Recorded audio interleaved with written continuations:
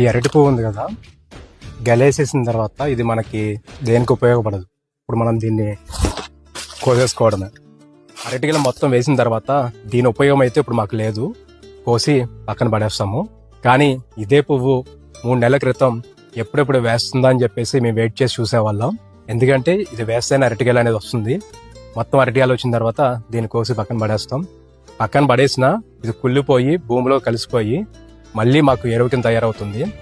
అలానే జీవితంలో మనుషులను కూడా మనం ఎప్పుడప్పుడు కొన్ని సందర్భాలు ఉపయోగించుకుని పక్కన పెట్టేస్తూ ఉంటాం.